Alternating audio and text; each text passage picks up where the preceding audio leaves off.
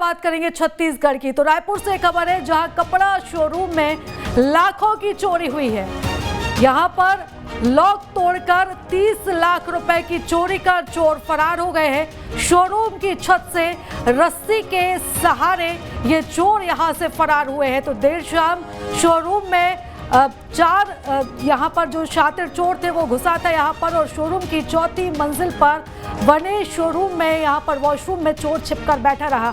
दुकान बंद होने के बाद यहाँ पर चोरी की घटना को अंजाम दिया। इधर शिकायत के बाद आरोपी की तलाश में पुलिस जुटी हुई है और अब इस पूरे मामले की जांच की जा रही है। तो रायपुर के पंडरी इलाके में ये कपड़ा शोरूम स्थित है जहाँ पर फिल्मी अंदाज में फिल्मी तरीके से एक चोर ने चोरी की घटना को अंजाम दिया है और 30 लाख रुपए की यहां पर चोरी कर चोर फरार हो चुका है और अब उसकी पूरी जांच जो है इस पूरे मामले की वो की जा रही है। तो रायपुर से इस वक्त की बड़ी खबर हम आपको बता रहे हैं जहां पर एक कपड़ा शोरूम में चोरी हुई है। 30 लाख रुपए की चोरी हुई है और इसके बाद शोरूम की छत से रस्सी के सहारे चोर यहां से भागकर फरार हो चुका है।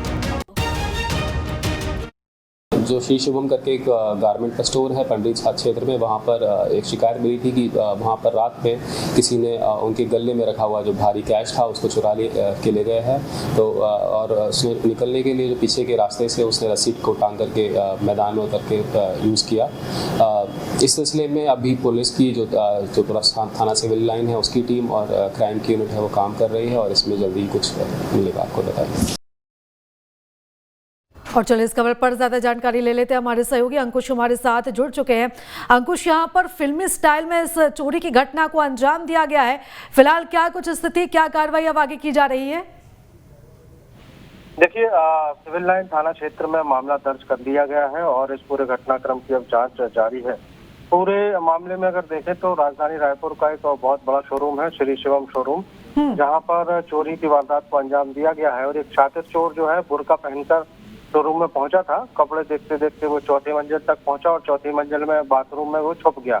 बाथरूम में छुपने के बाद करीब रात को 1 बजे वो बाहर निकला और बाहर निकलने के बाद उसने कैश काउंटर से चोरी की और चोरी करने के बाद वो छत के रास्ते से रस्सी बांधकर नीचे उतरा और फरार हो गया है। इस पूरे मामले की कुछ सीसीटीवी फुटेज जो है वो भी पुलिस के हाथ लगे हैं। हालांकि वो सीसीटीवी फुटेज अभी जारी नहीं किए गए हैं और सीसीटीवी फुटेज के आधार पर पुलिस अपनी जांच में जुटी हुई है। कोशिश की जा रही है कि चोर को जल्द से जल्द पकड़ा जाए। बिल्कुल अंकुश, यहाँ पर कैश तो चोरी किया ही गया है, क्या इसके अलावा कुछ सामान भी यहाँ पर चोरी हुआ है?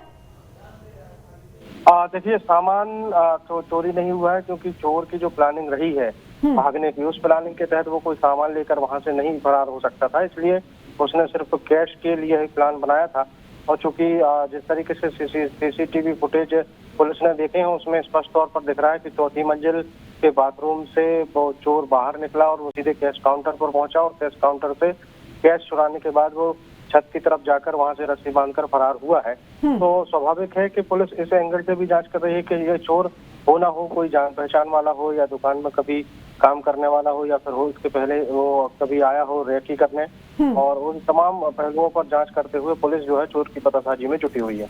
बिल्कुल अंकुश, और जिस तरीके से चोरी की घटना को अंजाम दिया गया है उससे साफ जाहिर है कि पहले से इस चोर ने यहाँ पर रेकी की होगी। लेकिन आप नजर लगातार बनाए रखिएगा, अपडेट्स हम आपसे लेते रहेंगे। फिलहाल बहुत धन्यवाद तमाम जानकारी के लिए। तो आपको बता दें कि यहाँ पर एक चोरी की घटना को अंजाम दिया गया है। 30 लाख रुपए लेकर चोर फरार हो गया।